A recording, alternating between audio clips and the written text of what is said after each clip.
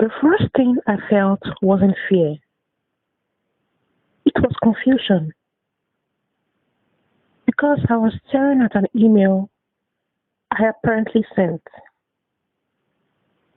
that had absolutely no memory of writing. It was a Tuesday afternoon, one of those ordinary work days that disappear from your memory almost as soon as they happen. Nothing special, nothing dramatic. I was eating lunch at my desk when my phone started vibrating repeatedly, one notification after another, then another, then another. At first, I assumed it was a group chat, maybe a family discussion, something harmless. But when I looked down, I saw three missed calls from my sister, two from my cousin, and a text message that simply said, "Did you really send that?" I remember staring at the screen, wondering what everyone was talking about, because I hadn't sent anything, at least not that day.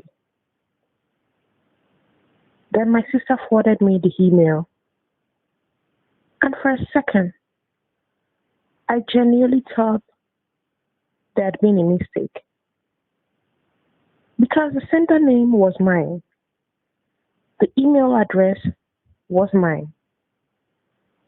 Everything looked like it came directly from me, except I'd never sent the message before. The email itself wasn't aggressive.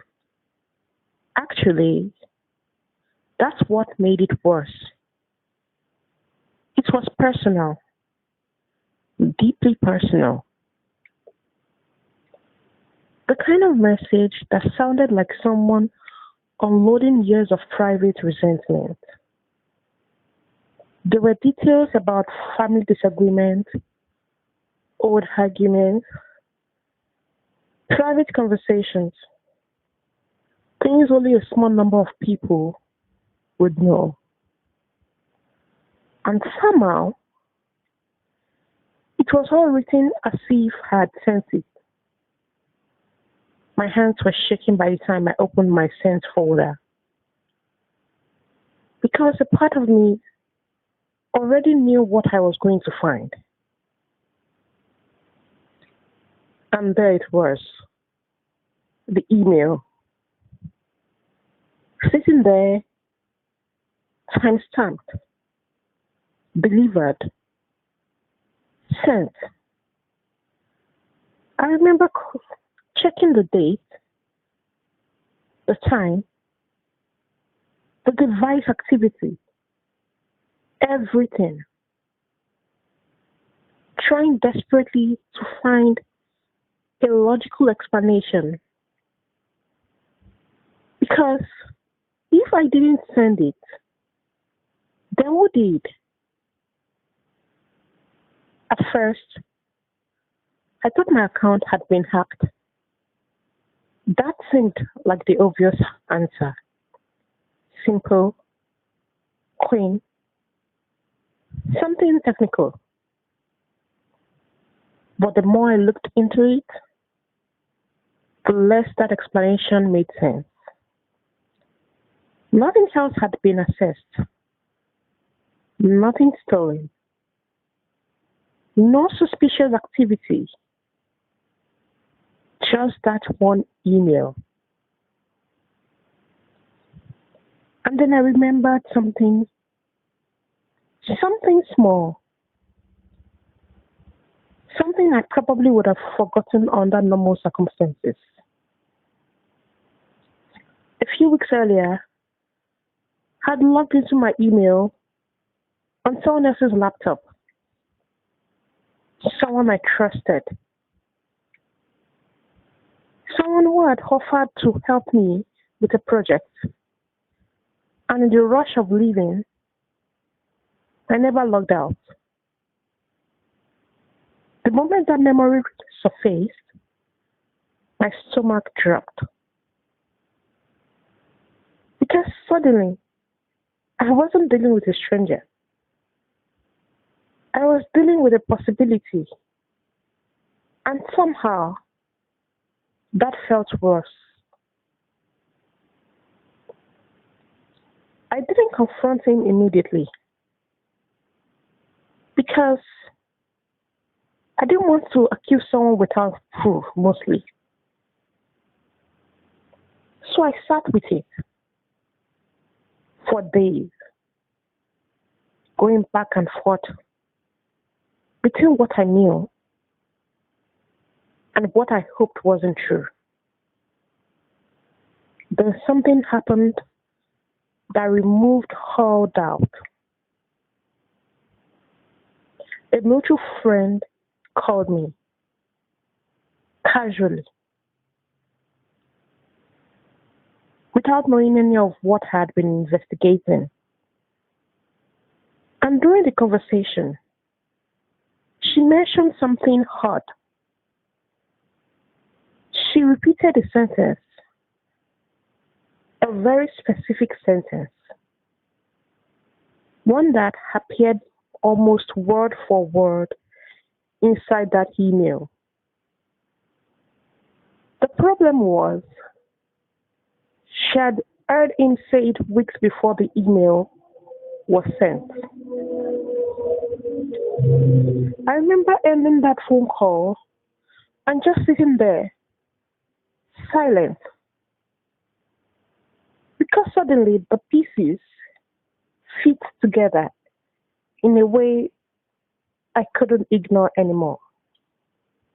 The language, the phrasing, the details. None of it sounded like me, but it sounded exactly like him. And the strangest part wasn't the betrayal, it was the confidence,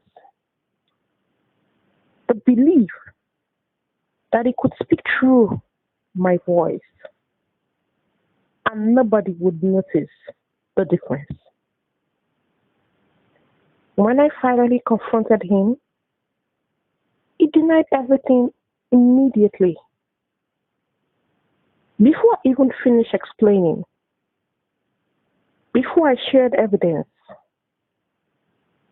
before I said half of what I planned to say.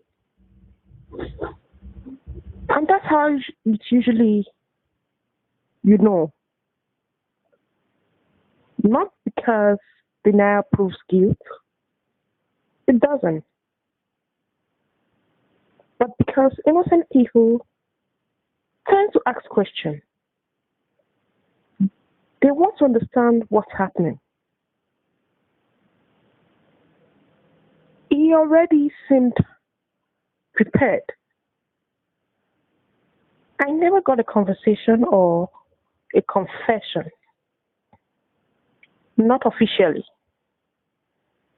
No dramatic admission, no apology, no moment where everything was wrapped up neatly.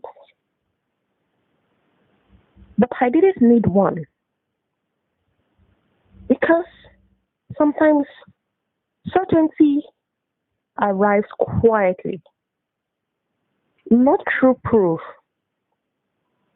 but through pattern recognition.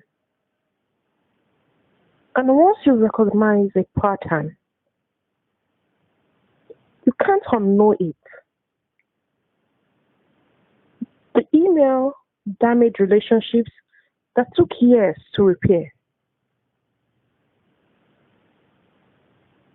Not because people believed I wrote it, but because trust is fragile. And once confusion enters a family, it rarely leaves completely. To this day, I still change my passwords more often than necessary. I still log out of every device. I still double check things most people never think about. Because if I'm being honest, the hardest part wasn't that someone used my account. It was realizing someone believed they knew my voice so well enough to become it. This is Private Voice Note by Katerine, Runsewe,